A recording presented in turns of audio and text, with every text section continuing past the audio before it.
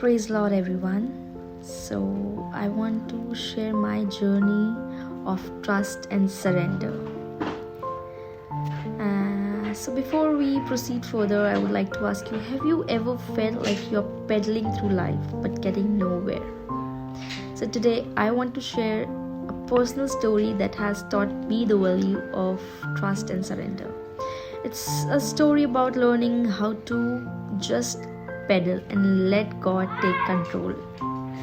So, as I reflect on my journey with God, I realize that I used to see Him as my observer, as my judge, the one who was keeping track of the things that I did wrong, and so as to know whether I merited heaven or hell when I die. So, at that time, God was out there, sort of like a president. I recognized His picture when I saw it, but I really did not know who God is.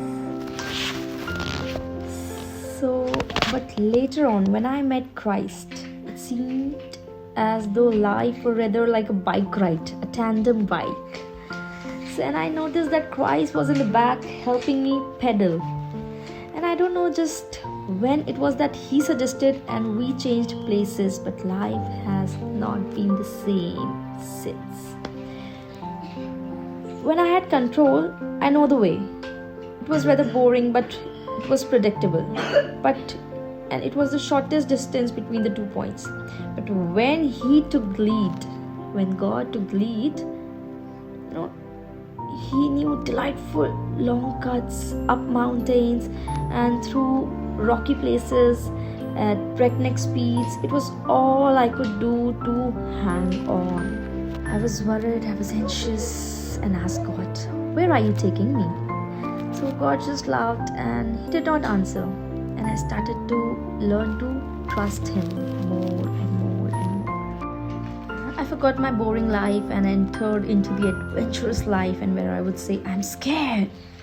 He would lean back and touch my head. He took me to people with gifts that I needed. And you know what those gifts were? The gifts of healing, the gifts of acceptance, the gifts of joy. They gave me their gifts to take on my journey, my Lord's and mine journey.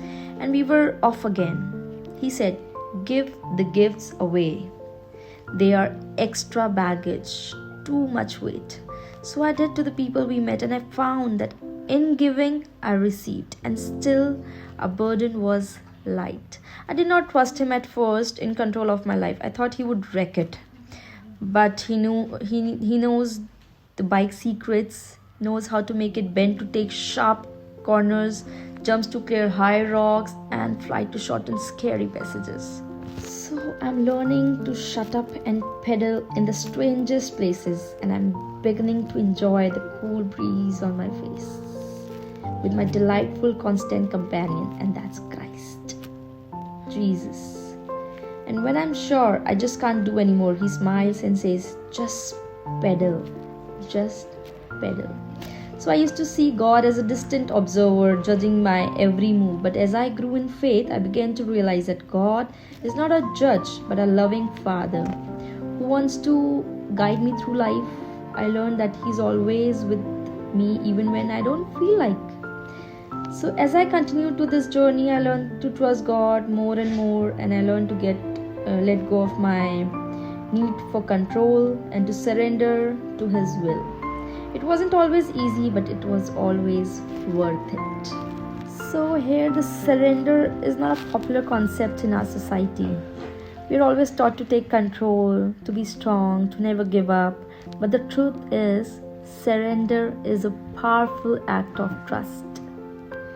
When we surrender to God, we are not giving up. We are not giving up. We are giving over. We are giving Him control and trusting that He knows what is best for us.